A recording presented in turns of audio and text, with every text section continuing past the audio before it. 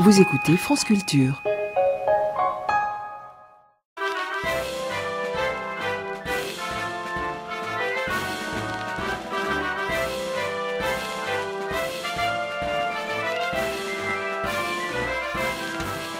Simone, si on parlait un peu de rire... On pourrait pas rire directement, plutôt? Une autre fois, mais là c'est pas le sujet. Je voudrais attirer ton attention sur le fait qu'il y a deux sortes de gens sur Terre. Ceux qui, mis en présence d'une matière M, savent dire par avance si elle va faire rire ou non le public auquel elle sera présentée, et ceux qui au contraire sont obligés d'attendre la réaction du public pour pouvoir dire si la matière était en effet drôle ou ne l'était pas. Une matière? Oui, bon, c'est le mot que j'ai trouvé pour regrouper toute une gamme de propositions, mots d'esprit, situations, discours, sketchs, répliques, saillies. Bon, en réalité, plutôt que ce mot ambigu de matière, j'aurais pu dire quelque chose. Le problème étant alors d'être capable ou non de dire si quelque chose va faire rire ou non. Et par ailleurs, j'ai parlé de public. La notion est un peu étroite. J'aurais pu dire assistance, auditoire, interlocuteur, récepteur, spectateur. J'aurais pu dire des gens.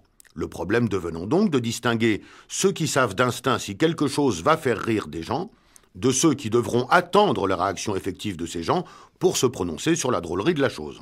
Est-ce qu'elle a un nom, cette capacité à anticiper la réaction de l'auditoire? Non, pas à ma connaissance. Et de surcroît, elle est répartie d'une façon inattendue.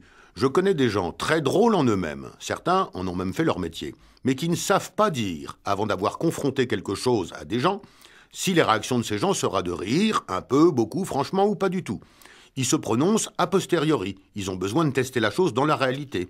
Et je connais d'autres gens, pas rigolos du tout, ou même un peu sinistres sur les bords, qui peuvent à coup sûr juger de ce qui est drôle et de ce qui ne l'est pas, ou plus exactement de ce qui suscitera un rire et de ce qui n'en suscitera pas. Comme tu le vois, j'ai décidé pour simplifier de qualifier de drôle quelque chose qui suscite le rire et de pas drôle quelque chose qui n'en produit pas. C'est un peu réducteur. Oui, je sais, parce que ça revient à occulter l'importance des circonstances. Dans quelles circonstances la chose a été présentée et à quelle sorte de gens, se trouvant eux-mêmes dans quelle sorte de circonstances. Voilà les questions qu'il faudrait poser. Mais je te l'ai dit, j'ai choisi de simplifier. Je souhaitais juste pointer du doigt cet étrange paradoxe qui fait que la capacité de faire rire n'est pas liée à la capacité de se prononcer sur la drôlerie de quelque chose. Moi, par exemple, Simone, je suis pas spécialement marrant dans la vie, en tout cas beaucoup moins que certains. Et cependant, si tu me soumets quelque chose, un texte, un mot, une situation, je suis capable de te dire si ce quelque chose est drôle, c'est-à-dire provoquera des rires. Et je ne me trompe jamais. Bon, encore une fois, c'est pour simplifier que je dis jamais. Dans la réalité, jamais n'existe pas plus que toujours. Mais en simplifiant, je crois bien que je possède cette capacité d'anticipation et mon gros problème, c'est que je ne sais pas trop de quoi elle est faite. Je la constate et je constate que je ne la constate pas chez certaines personnes, pourtant diablement drôle au résultat. Très bien. Ce que tu viens de nous expliquer là, par exemple, c'était drôle? Non. Seule ma manière de l'expliquer a peut-être eu le don de faire rire quelques auditeurs.